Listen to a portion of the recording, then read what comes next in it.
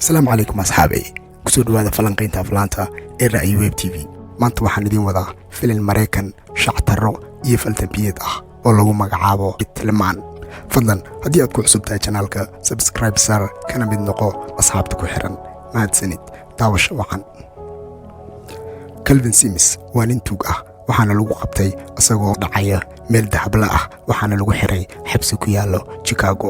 Filimku wuxuu ku bilaabanayaa Calvin oo sameynaya push up misna ku leh maxaabiista tiriya. Calvin waa nin laga baqo sidoo kale tan maxaabiista ay aad u qadariyaan. Calvin waxa uu dhamaaday muddadii xukunka waxaana laga soo daayay xabsiga. Calvin waxa saameeyay xanuunka Darwinism taasi oo sababtay in uu kori waayo oo uu noqdo qof gaaban.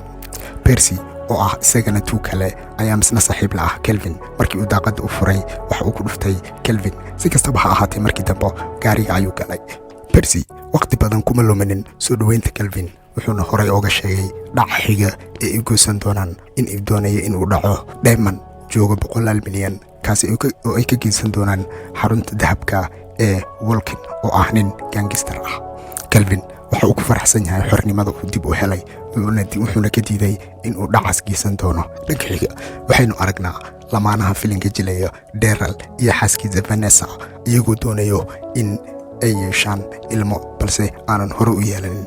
Vanessa waxay ahmiyadda siisaa shaqadeeda. Sanado kadib waxaa meel baar ku kulmay Daryl iyo Vanessa. Vanessa waxay u sheegtay Daryl in ay kadis uga dhigi rabto shay. Daryl wuxuu qaatay inay urur leedahay aad buuna u farxay wuxuuna u yeeray kabaniistaha halka loo garaacay muusig yaro degan oo kalgacayl. Si kastaba ha ahaatee Vanessa ayaa xanaaqday kana diiday una sheegtay in aysan uur u lahayn balse shaqadeedii la dalaxsiiyey halka xamaasadii baarka iyo dadkii joogayba ay hoos u dhacday.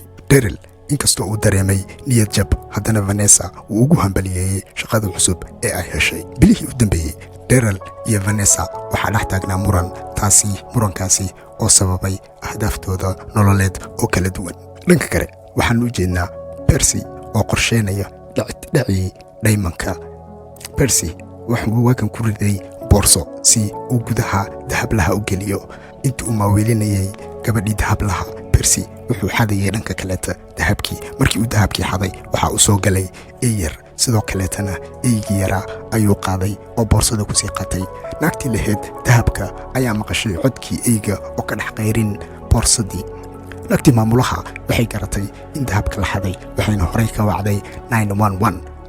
Calvin iyo Percy way carareen. Percy waxa lugaha ka qabtay xidid halka Calvin uu mooday in xabad lagu dhuftay. Markii dambena xididkii ayaa sii daayay waxa ay galeen meel supermarket ah. Intii ay supermarket-ku ku jireen ayay askartii soo gashay. Dhanka kale waxa supermarket-ku ku sugnaa lamaanihii Daryl. Calvin wuxuu ku riday boorsada Vanessa. In yar kadib askartii ayaa dib u laabatay. Calvin iyo Percy waxay daba galeen lamaanayaashii. Marka xiga guriga markii la tagay waxaynu aragnaa Vanessa abaheed oo la yiraa Pops iyo Darwin waxa ka dhaxeeyo xurguf yar ayaa ka dhaxeyso. Pops wuxuu ku dhaliili Daryl in uu yahay nin aanan u qalmin gabadhiisa sidoo kaleetana uu awoodi laayahay inuu ilmo ka dhalo maadaama ay xabadihiisu aad u hooseeyaan. Vanessa ayaa sidoo kaleeta tiri xilligaani aan doono ayaan macnaha ubad yeelanaynaa wayna ka tagtay.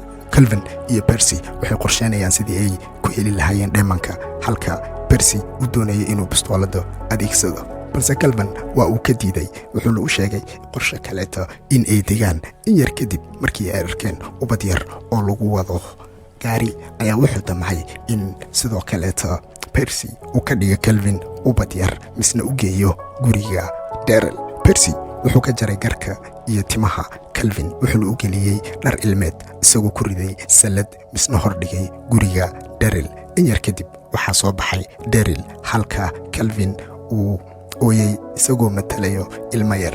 Calvin guriga ayay geliyeen. In yar kadib Vanessa ayaa wacday xarunta xanaanada ilmaha waxayna u sheegtay xaaladda taagan balse wax jawaab cad waa ay ka heli wayday. Tilaabadii xigtay si ilmaha yar caafimaadkiisa loo ogaado waxaa lala beegsaday caafimaadka.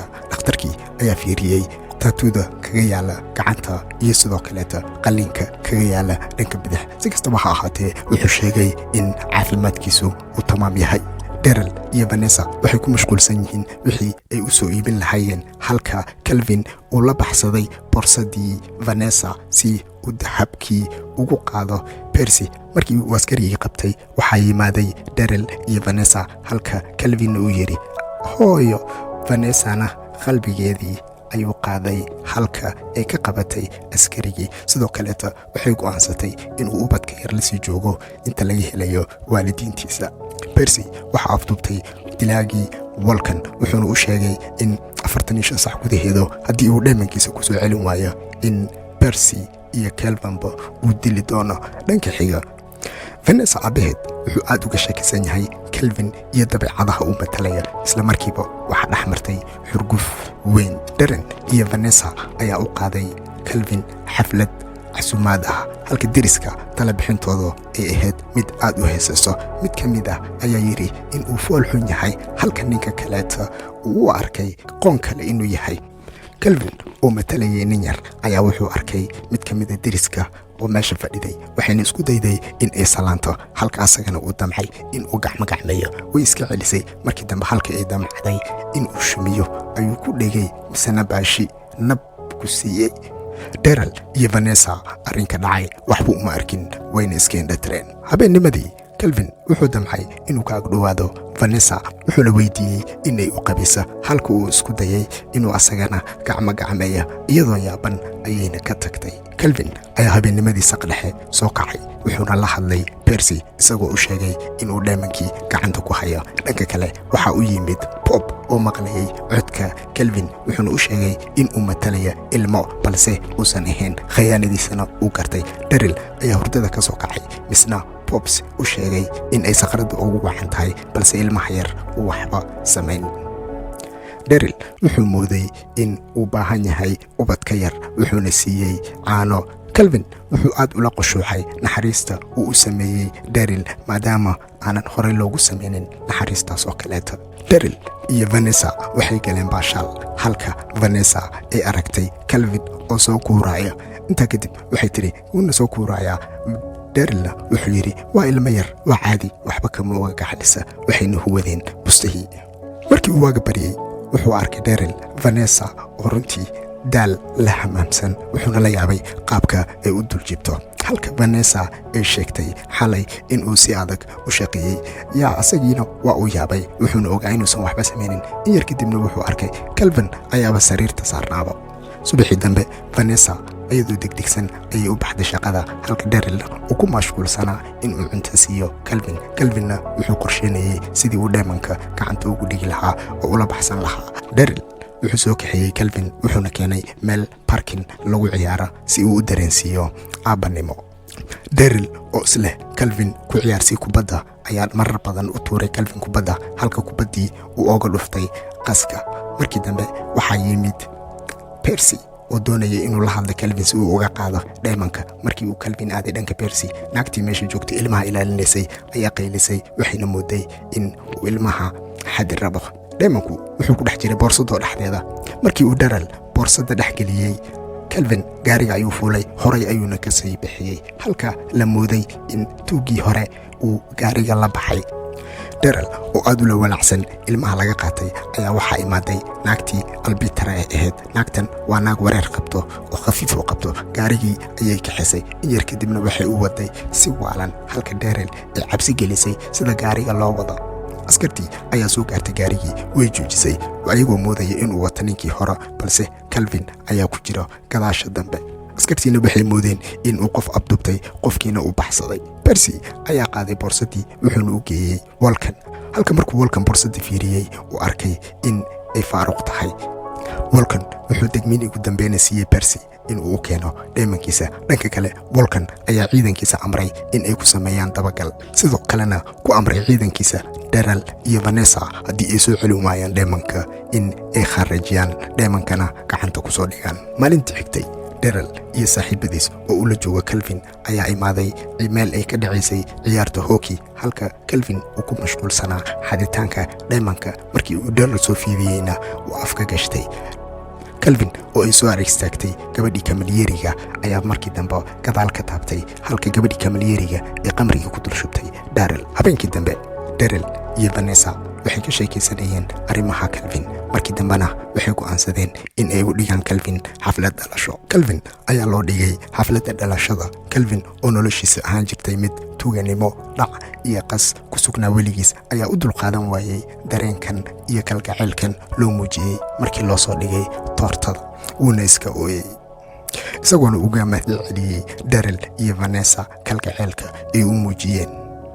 Pops oo ku cunteynaya meel baar ah ayaa arkay muuqbaahiyaha kana arkay sawirka Calvin iyadoo la baafinaya lana leeyahay inuu yahay tuug aad u weyn. Pops wuxuu u soo orday dhankii xafladda isagoo soo qaaday boombale, sidoo kaleetana uu ku soo rakibay boombalada kamera. Calvin xafladda dhalashada farxadiisa darteed wuxuu cabayaa qamri halka uu soo saaray dhaymankiina. Vanessa oo guriga ka dhex shaqayn ayaa heshay dhaymankii waxayna ula tagtay Daryl iyadoo hadiyadan uu u keenay ugana mahadcelisay, halka Daryl uu yaabay waxa ay ka hadli ilaa ma uusan fahmin. inkasta oo uu Daryl isku dayay inuu Vanessa u sheego inuusan waxba ku ogeyn arrinta dhaymanta, haddana Vanessa fursad way u siin waashay. habeenimadiina dabaaldega dhaymanka ayay u casho tageen, halka Calvin looga tagay Pops oo iska dhigaya inuu Calvin ciyaarsiinayo oo kor u turtuuraya ayaa markii dambe sii daayay oo dhulka ku tuuray. wuxuuna u sheegay Pops inuu sirtiisa dhan ogaaday, halka Calvin uu u sheegay haddii uu arrintiisa cid kale u sheego inuu dili doono. goobta cashada Vanessa oo aad u faraxsan ayaa Daryl u sheegtay in ay go'aan gaartay ayna dooni in ay korsato Calvin. yar kadibna waxay u soo hoydeen xaafadda. markii ay guriga soo galeen indhahoodu waxay qabteen Pops oo dhulka ku haya Calvin, sidaa darteed ficilka uu sameeyey darteedna guriga ayay uga eriyeen, halka Vanessa uu u sheegay in ay fiiriso boombalaha ninkan uu yahay nin weyn. Daryl ayaa wuxuu soo qaaday boombalihii. yar kadibna wuxuu arkay in ay kamera ku xiran tahay. flashkii ayuu ka bixiyey wuxuuna kula xiriiriyey telefishinka, isagoo markii dambe arkay Calvin iyo ficiladii uu geystay. markii dambe uu garaagay ka dhex raadiyey Calvinna waa uu waayey. Calvinna mar hore ayuu baxay isagoo qosii qaatay dhaymankii.